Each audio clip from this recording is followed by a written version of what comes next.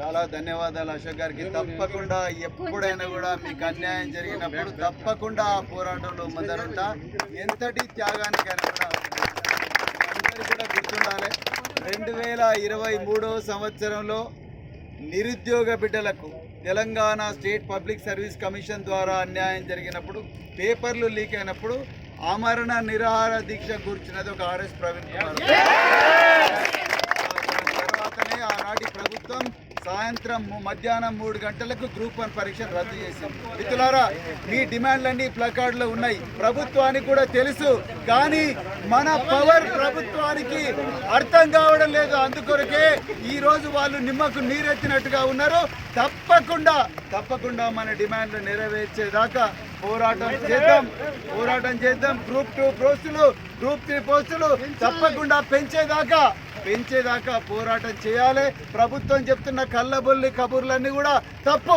నేను ప్రభుత్వంలో 26 సంవత్సరాలున్న ప్రభుత్వంలో ముఖ్యమంత్రి తలుసుకుంటే 1 గంటలోనే చీఫ్ సెక్రటరీ పోస్టుల లెక్క తీసుకొచ్చి ముందర పెడతారు. అక్కడి నుంచి జనరల్ అడ్మినిస్ట్రేషన్ డిపార్ట్మెంట్ నుంచి ఒక లెటరు, ఒక మెమో, ఒక జీవో తీసి ఫైనాన్స్ క్లియరెన్స్ తీసుకొని ఒక జీవో తీసి పబ్లిక్ సర్వీస్ కమిషన్కి ఇస్తే అడిషనల్ నోటిఫికేషన్ 2 నిమిషాలలో వస్తుంది. ప్రభుత్వం చెప్తున్న న్యాయపరమైన చిక్కులన్నీ కూడా కేవలం కళ్ళబొల్లి కబుర్లు మాత్రమే. 1:100 ఈజీగా చేయొచ్చు. అక్కడ పక్కన ఆంధ్రప్రదేశ్ ప్రభుత్వం చేసినప్పుడు తెలంగాణ ప్రభుత్వం కూడా చేయొచ్చు. ఏం అడ్డం వస్తున్నది రేవంత్ రెడ్డి గారికి? ఇవాళ డిఎస్సి పోస్టులు పెంచడంలో ఏం అడ్డం వస్తున్నది? ఆనాడు 5,000 పోస్టులు తెలంగాణ రాష్ట్ర ప్రభుత్వం ఇస్తే అది మెగా డిఎస్సి కాదు, దగా డిఎస్సి అన్నారు రేవంత్ రెడ్డి గారు. ఈరోజు కేవలం 5,000 పోస్టులు మాత్రమే కలిపి 11,000 పోస్టులు ఇచ్చి ఇది మెగా డిఎస్సి అంటున్నారు. ఇంకా 20,000 పోస్టులు ఇవ్వాలి. మరి 20,000 పోస్టులు ఎందుకు ఇవ్వడం లేదు? డిఎస్సి పరిస్థితి అట్లనే ఉన్నది. అదేవిధంగా జీవో 46 6 నెలలైంది జీవో 46 మీద కమిటీ చేసి ఇంతవరకు అతి లేదు గతి లేదు. సూపర్ న్యూమరీ పోస్టులు క్రియేట్ చేస్తారా, లేకపోతే వేకెంట్గా ఉన్న పోలీసు పోస్టులను ఈ జీవో 46 బాధితుల ద్వారా ఫిలప్ చేస్తారా అనేది ప్రభుత్వం చెప్పడం లేదు.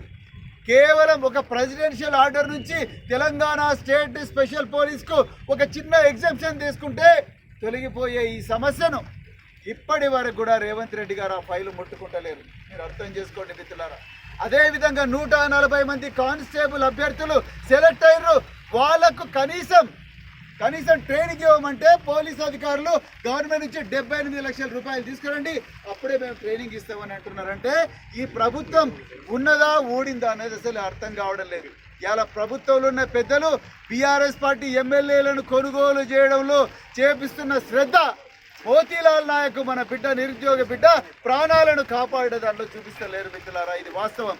జీవన్ రెడ్డి రాజీనామా చేస్తా అంటే 5 మంది మినిస్టర్లు ఆయన ఇంటికి పోయిన ఇవాళ ఒక్క ఎమ్మెల్యే కూడా ఈ బిడ్డ కోసం రాలేదు. ఇలా వాళ్ళు అధికారంలోకి ఎట్లా వచ్చిండ్రు? మనం అందరం కష్టపడితే వచ్చిండ్రు. మనం అందరం కూడా బస్సులు వేసుకొని ఊర్లలోకి పోతే అప్పుడు వచ్చిండ్రు. అందుకొరకే మిత్రులారా, నేను మళ్ళీ చెప్తున్నా, మీరు చేసే ఏ పోరాటానికైనా కూడా అన్ని పార్టీలు కూడా మీ వెనుక నడిచే విధంగా తప్పకుండా పోరాడతాం.